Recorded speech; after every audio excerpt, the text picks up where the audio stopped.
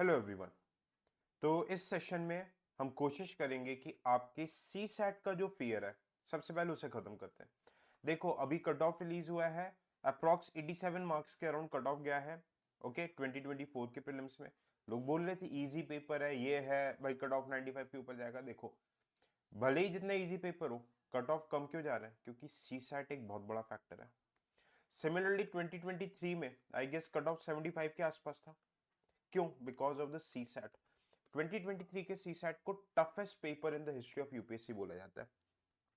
तो आइए मेरे साथ, मैं आपको कुछ रीडिंग कॉम्प्रिहेंशन के ट्रिक्स एंड टिप्स बताऊंगा एंड पेपर एक्चुअली में सॉल्व कैसे करके करना है। ठीक है, एक पार्ट ऑफ पेपर मैं सॉल्व करूंगा, इसकी जो पीडीएफ रहेगी आप सिविल सोल्जर के टेलीग्राम चैनल से डाउनलोड कर सकते हो।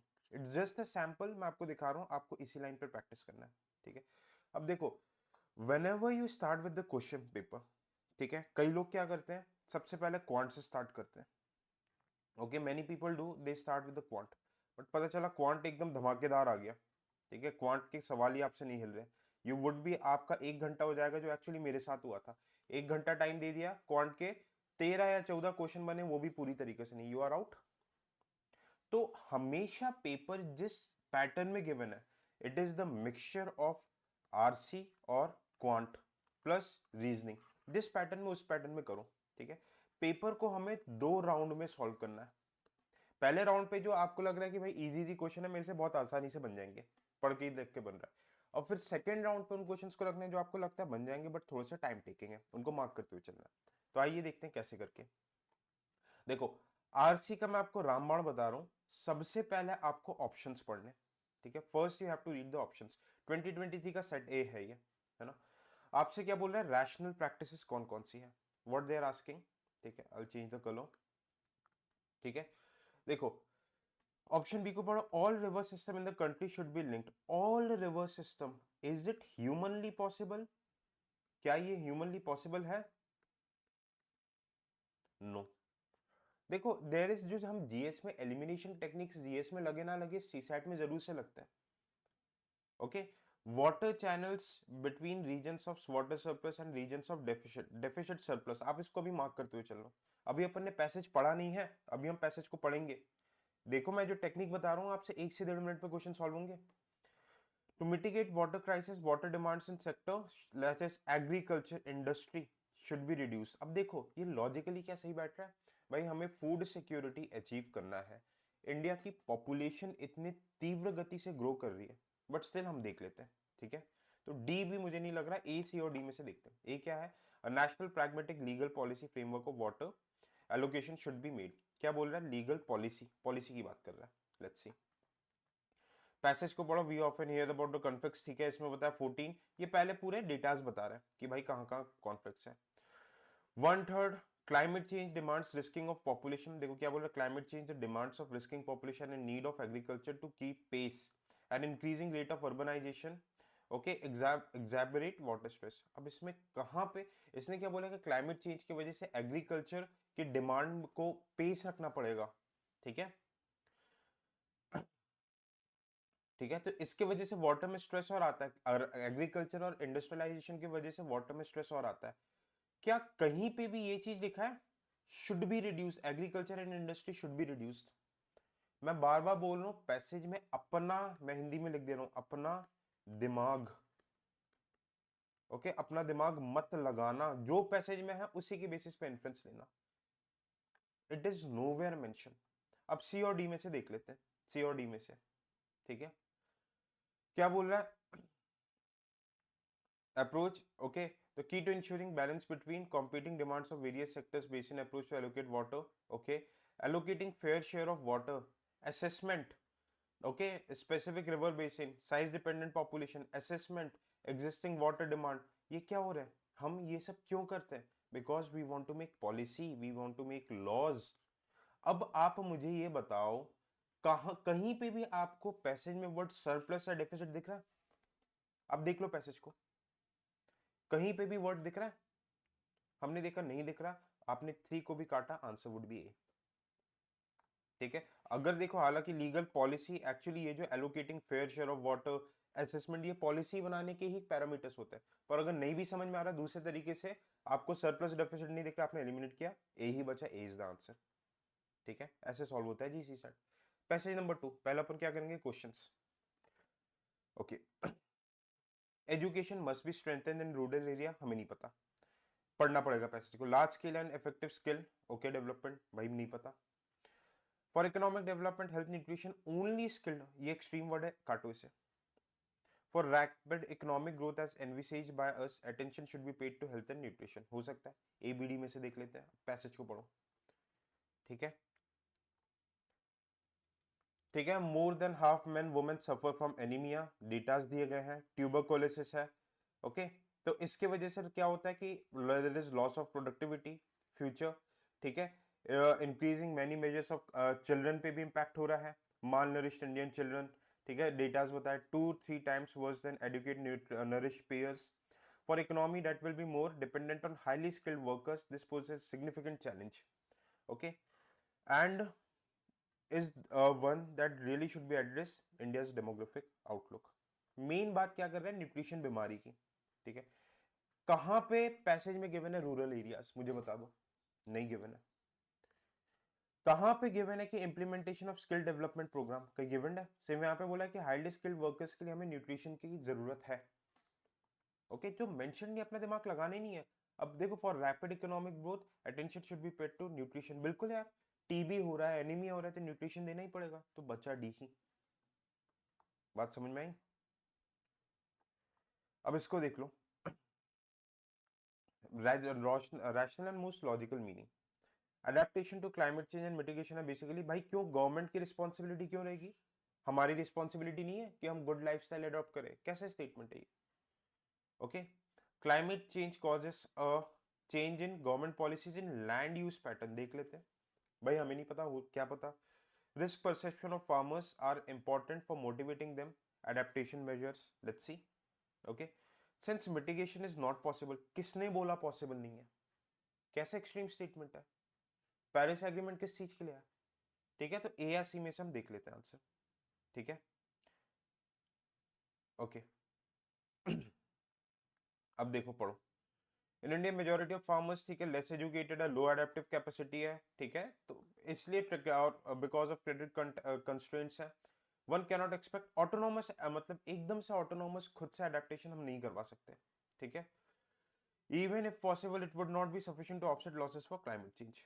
ठीक है, to deal with the adaptation it is paramount along with fast mitigation response. ठीक है, another solution policy driven adaptation होना चाहिए, जहाँ पे गवर्नमेंट पॉलिसी रिकमेंडेशंस देगी।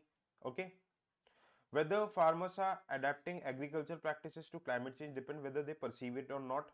However, this is not enough for adaptation. It is important how farmer perceive the risk associated with the climate change. अब आप एक चीज देखो, कहाँ पे लैंड यूज पैटर्न की बात हो रही है? हाँ, but there is risk perception of farmers is important for मोटी, एक सिंपल प्लेन स्टेटमेंट है, ये तो मेंशन्ड है, तो सी वुड बी द आंसर। कितने आप बस देखो, 1.5-2 मिनट भी दे रहे हो, यू आर डन, आपका आराम से हो जाएगा पैसेज। ठीक है,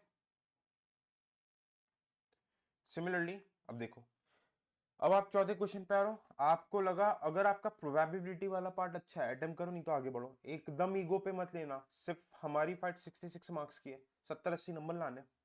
ठीक है, टॉप नहीं करना। ठीक है, बैटमैन है, स्कोर एग्जैक्टली 25 रन सिंगल्स है, लॉन्ग कैलकुलेशन है, आप इसे अभी छोड़ो, सेकंड राउंड पे देखना।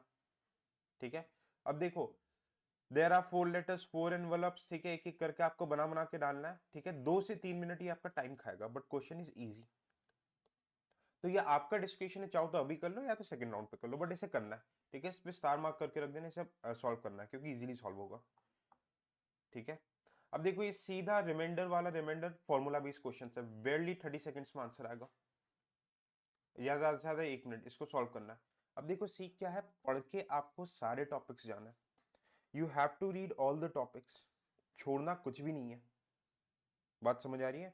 You have to read each and every topics, क्योंकि देखो ऐसे लड्डू क्वेश्चंस भी मिलते हैं आपको। ये सिंपल यूनिट डिजिट एक्सपेंशन, अगर आपने बेसिक इस टाइप के प्रैक्टिस किया, हार्डली 1-1.5 मिनट में होगा, करना है नंबर सिस्टम। अब ये देखो, ए बी सी डी, ये लॉन्ग कैलकुलेटिव, इसे अभी छोड़ो, टाइम बचे तब देखना आप। 3 digit number, sum of digits, ये सब। ठीक है, अब देखो, अगर इस टाइप के क्वेश्चंस की प्रैक्टिस है, आपने नंबर सिस्टम प्रैक्टिस करा, तो ये 1.5 से 2 मिनट में आंसर सॉल्व होगा। अगर आपने किया तो ठीक है, वरना इसे छोड़ना है। ओके, फिर देखो पैसेज आ गया। अब देखो बिजनेस दैट कॉज एमिशंस, पहले अपन ऑप्शंस पढ़ेंगे। Business that cause emissions needs to close down. भाई बिजनेस कैसे बंद करो, कैसी बातें कर रहे हो? मैं पैसेज पढ़ा भी नहीं, मेरे लॉजिक से सही नहीं बैठ रहा। द ओनली सॉल्यूशन, नहीं भाई 50 सॉल्यूशन होते हैं टेक्नोलॉजी के, काटो। Waiting to deal with carbon emission until technology not a wise strategy, भाई मुझे नहीं पता, हो भी सकता है नहीं भी हो सकता है। Since future technologies is uncertain, new energy should be based on renewable energy. देख लेते हैं, ठीक है, सी और डी में से आंसर है, देख लेते हैं। अब पढ़ो पैसेज को। ह्यूमन एमिशन की बात कर रहा है। Technological change could make a future transition away from fossil fuel, ठीक है, चीप मे और may not be, leaving the world with terrible choice between sharply reducing emissions at huge cost or suffering through the effects of unabated warming। अब देखो क्या बात कर रहा है, फ्यूचर ट्रांजिशन में फायदेमंद भी हो सकता है, ठीक है, एमिशन को ह्यूज कॉस्ट करना पड़ेगा, और या फिर सफर करो हाई वार्मिंग। तो ये तो सीधा लिंक हो गया। वेटिंग फ्यूचर, फ्यूचर के लिए हमें क्या करना पड़ता है, वेट करना पड़ता है। Waiting to deal with carbon emission until technology improves is not a wide strategy, फिर भी देख लेते हैं। Business that does not hedge against the threat of uncertain outcome feel. इधर कहीं पे भी आप मुझे बताओ पैसेज में कहीं पे भी रिन्यूएबल एनर्जी डायरेक्टली मेंशन्ड है? नहीं मेंशन्ड है तो काटो, answer would be A. Simple, simple चीज है, उसे सिंपल ही रखना है, ठीक है, कॉम्प्लिकेट करोगे आप फंसोगे, अपने रिस्क पे करना। अब देखो फिर से यहाँ पे पहले मैं क्वेश्चंस पढ़ूंगा। I read the questions first.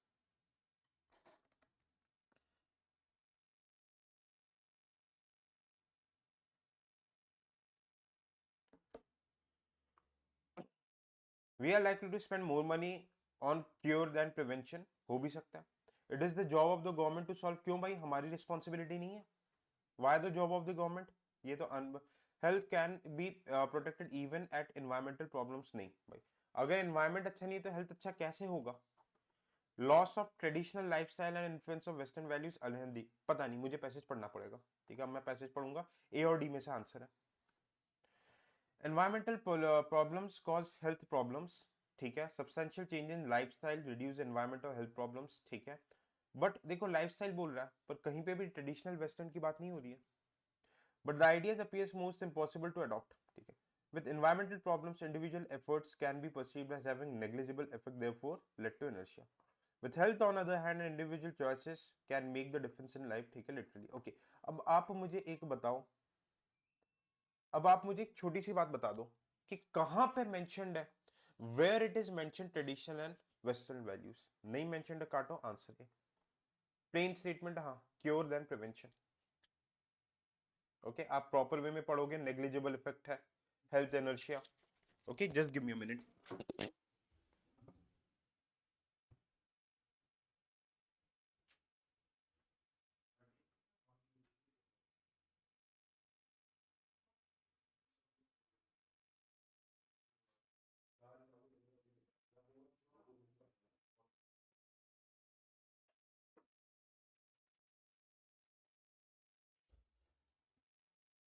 ठीक है जी, तो इसमें मैं आपको समझना है,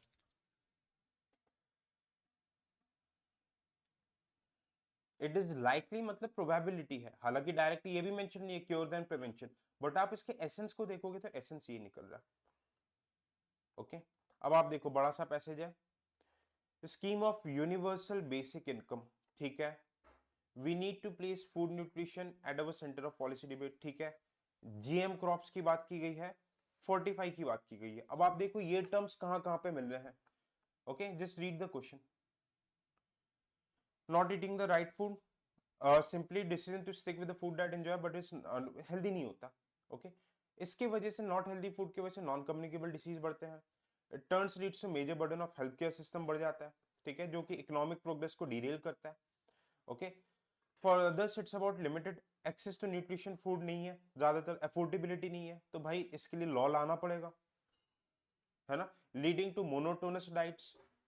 ये मोनोटोनस डाइट सिर्फ दाल चावल आपको डेली न्यूट्रिशन प्रोवाइड नहीं करते। Part reason of nutrition is under threat world wide, that is our food system. Okay, food system, हमारा जो सिस्टम है वो न्यूट्रिशन नीड्स को पूरा नहीं कर रहा। Somewhere around road to farm there are details taking place. Okay, कहीं पे भी यूनिवर्सल इनकम बेसिक इनकम की बात नहीं हुई है। Policy based nutrition centre of our policy, ठीक है, बिल्कुल यार पॉलिसी वगैरह की बात दिख रही थी, जीएम क्रॉप्स की बात और 45 की भी कहीं पे मेंशन ही नहीं है। बट यहाँ पे देखो फूड बेस्ड न्यूट्रिशन हमें क्या करना है, फूड बेस्ड न्यूट्रिशन को भाई देखो मोनोटोनस डाउट, ठीक है, लैक ऑफ अफोर्डेबिलिटी, इसके लॉ लेके आना है। तो ये हमें कहीं ना कहीं हमें हेल्थ केयर सिस्टम में लाना पड़ेगा। आप काटो, B would be the answer, ठीक है। ओके, अब देखो ये वाला क्वेश्चन में आपका एनालिसिस करना है, this would be time taking, आप सेकंड राउंड के लिए छोड़ो, ठीक है। अब देखो ये है prime number and composite number, इसके कॉम्बिनेशन से can be can be can be, जहां पे भी प्रोबेबिलिटी आती है, क्योंकि देखो प्रोबेबिलिटी कैन बी की इनमें से अगर एक भी नंबर इवन हो गया, एक भी नंबर ऑड हो गया, तो ये सही आंसर हो जाएगा। और ऐसे कितने अनगिनत कॉम्बिनेशन बन सकते हैं, तो भाई एक ना एक इवन या ऑड तो होगा। तो इस केस में सारे सही होंगे, विदाउट सॉल्विंग भी आप थोड़े से लॉजिक से आंसर तक पहुंच सकते हो। इसको छोड़ो, टाइम टेकिंग है, ओके। अब देखो it is directly formula based question, number system का बेसिक पढ़ा है, 7 11 और 3, एक्स वाई जेड 1 3 1 1 3 1, इस टाइप के नंबर डिवाइड हो जाते हैं, ओके, ये फॉर्मूला ही है। देखो लड्डू क्वेश्चंस भी रहते हैं। अब ये वाले क्वेश्चंस टाइम टेकिंग है, तो इसको बाद के लिए देखना अपन को, ठीक है। ये देखो work time, work time taking है, सेकेंड राउंड पे देखना, पहले लो हैंगिंग फ्रूट्स को हमें अचीव करना है, ठीक है। अब देखो ये बड़ा सा पैसेज दिख रहा है, एक ही क्वेश्चन है, इस पैसेज को छोड़ के बाद के लिए अटेम्प्ट करना है। Passage number 2, okay, passage number 2, अब सेम तरीके से आप देखोगे, ओके, सेम तरीके से आप देखोगे, आप इस पैसेज को बस क्वेश्चंस को पढ़ो, कीवर्ड्स को हाईलाइट करो, आपका आंसर भी निकल के आएगा। मैंने आपको 7 8 पैसेजेस दिखाए, उस पैटर्न में प्रैक्टिस करना। अब देखो इसमें थोड़ा सा कई पैसेजेस में जीएस का भी नॉलेज लगता है। आप देखो एलिफेंट्स के बारे में, होम रेंज वर्ड को आइडेंटिफाई करो, elephants are the keystone species, ठीक है। Rich biodiversity can not be maintain in forest without the presence of elephants, भाई देखो एक्सट्रीम स्टेटमेंट है। भाई काफी फॉरेस्ट जैसे कि जहां पे होते हैं माउंटेन फॉरेस्ट, वहां पे रिच बायोडाइवर्सिटी है, एलिफेंट नहीं रहते, पर ये क्या भाई वहां पे तो बिना एलिफेंट के पॉसिबल है ना, तो ये एक्सट्रीम स्टेटमेंट है, ठीक है। Elephants are capable of regenerating forest in species as per their requirement, ठीक है, रीजनरेटिंग फॉरेस्ट की बात कर रहे हैं। अब आप पढ़ो, तो अभी तक हमने सी को काटा है, अब आप प्रॉपर वे में पढ़ो किसको, पैसेज को। Elephants are the landscape architect creating clearing in forest, preventing overgrowth in plant species and allowing them to regenerate for others, ये डेफिनेशन ही होती है। आप क्या, which in turn provides sustenance to the other herbivorous animals, ये definition ही होती है। अगर बेसिक एनवायरनमेंट पढ़ा, it is keystone species that is essential for the survival of other species and ecosystem. ये प्लांट खाते, फ्रूट खाते हैं, ये सारी करते हैं, ठीक है। एलिफेंट का जो डंग है, ये प्लांट्स को नरिशमेंट देते हैं इन टाइम्स ऑफ ड्रॉट, ये गड्ढे खोद खोद के दूसरे वाइल्ड लाइफ के लिए भी बेनिफिशियल रहते हैं, ओके। होम रेंज कहीं मेंशन ही नहीं है, ठीक है। कहीं पे भी regenerating forest as per their requirement, ये चीज मेंशन नहीं है। बट हाँ डेफिनेशन मुझे अगर कीस्टोन स्पीशी का पता है, जीएस का नॉलेज है, तो मैं बता दूंगा कि भाई ये बी आंसर है, ठीक है। ये वाला क्वेश्चन देखो सिंपल सब्सट्रैक्शन एडिशन का है, 2 से 3 मिनट लगेगा, बट सॉल्व दिस, नंबर आपके सिक्योर होने, ठीक है। सिंपल क्वेश्चन है, अगर आपने नंबर देखो पूरा पेपर में नंबर सिस्टम है, प्रैक्टिस किया तो ये इजीली बन जाएगा आपसे, ठीक है। अब ये देखो टेढ़ा क्वेश्चन है, तो इसको अभी छोड़ना है, okay. N number 99 times divide करेंगे, ये करेंगे, 2 से 3 मिनट लगेंगे, but you should take a chance, ठीक है। 9 digit number multiplied by sum of digits in resulting number, okay. Time taking है, सेकंड राउंड के लिए करना है। सिमिलरली टाइम टेकिंग नंबर्स है, स्क्वायर, इसमें कैलकुलेशन होना है, स्क्वायर ट्रायंगल वगैरह सेकंड राउंड के लिए करना है, ठीक है। अब देखो इस टाइप के जो पैसेजेस रहते हैं, सेम टेक्निक, पर एक पैसेज में एक और 2 सवाल है, ठीक है। ये आपके +2 क्वेश्चंस करेंगे, तो भले ही इसे 3 1 मिनट लगने दो, बट सॉल्व दिस, बहुत इजी क्वेश्चंस है, सेम टेक्निक से सॉल्व करो। छोटा सा पैसेज है, 2 सवाल है, ये देखो देयर आर 2 क्वेश्चंस, 1 2, आराम से सॉल्व करो, ठीक है। तो ये मैंने हाफ पेपर सॉल्व किया है, आई होप आपको एक एसेंस मिला है कि किस तरीके से पेपर को सॉल्व करना है, ठीक है। 40 क्वेश्चंस आर रिमेनिंग, बट मेरा मोटिव यहाँ पे आपको पेपर सॉल्व कराना नहीं था, मुझे आपको बताना था कि सॉल्व कैसे करना है, ओके। सो इसकी जो पीडीएफ है that could be downloaded in the Telegram of civil soldier, thank you so much. Telegram का लिंक आपको इस वीडियो के डिस्क्रिप्शन में मिल जाएगा। Thank you so much, bye bye, take care and जय हिंद।